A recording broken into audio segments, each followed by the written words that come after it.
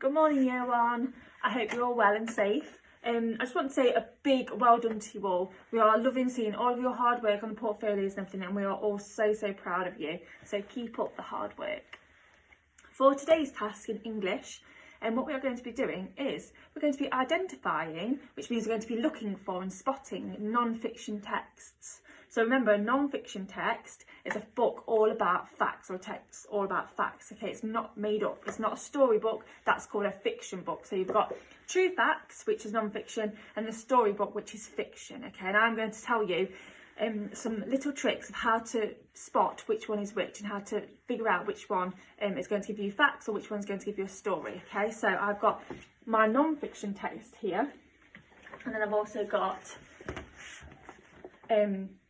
a fiction text there. So that's a storybook. So as you can see from the two books that I'm holding, you can clearly see that this one, okay, has got a real picture on it. It's a real photograph, okay, on the front cover.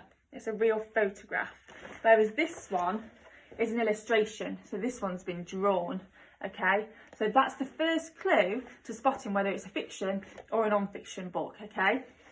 So you can really see that that's a photograph of a real thing. So you've got some children there playing in a ball pit, haven't you? Okay, so that's the first thing to spot. Now, when I open my non-fiction text, so this one fits in well because this says see, hear, touch, taste, smell. And those are all our 5 senses, which is what we've been looking at in science a bit, isn't it? So it really links well. So when I open my first page of my non-fiction book, I've got this here. Now this isn't in every book. This is only in a non-fiction text, okay? And this is called a contents page. I wonder if you could say that to your grown-up. Contents page, okay? And a contents page helps us because it tells us where we might find certain information in the book, okay? So if I didn't want to know about seeing and touching, all I wanted to know about was smelling. So using my nose to smell, I would know, I'd go to here where it says noses and smelling. So I would know I need to go to page 10, okay? So instead of flicking through the book to find it and wasting my time, I know I can easily just go to page 10. Perfect, and I've got the page I want now, okay? So the contents page really helps you find and locate information in the non-fiction text. Also, in a non-fiction text, you have the index page, okay, which is a little bit similar to the contents page. It does still help you locate and find information in the book. This is just in a bit more detail, as you can see, okay, so there's more keywords in the index, on the index page. Within the book as well, sorry, you won't see any illustrations really, you'll just see real photographs. So all of these pictures, these photographs in the book are real life photographs. They're real life things, aren't they?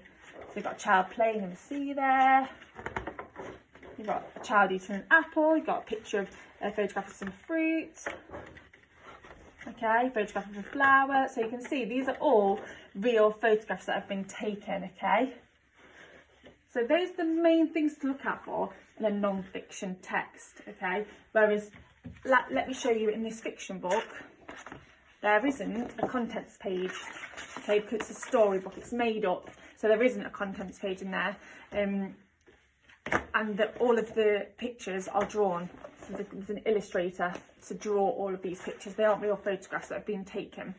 Okay, so those are the main things you need to look out for in your non-fiction text. And what we're going to do is going to post a sheet with pictures of the front covers of some books. So you're going to have some fiction and some non-fiction.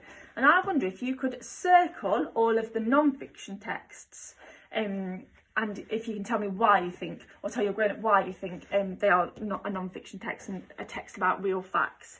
And then also there's a little extension at the bottom to see if you've got any non-fiction texts at your home, and whether you've read any or not before. And if you have, then you could just make a list of them, or either hold it and take a picture of you holding it and smiling and send it to your teacher, and that would be great. Lovely. So we can't wait to see your work. See you later.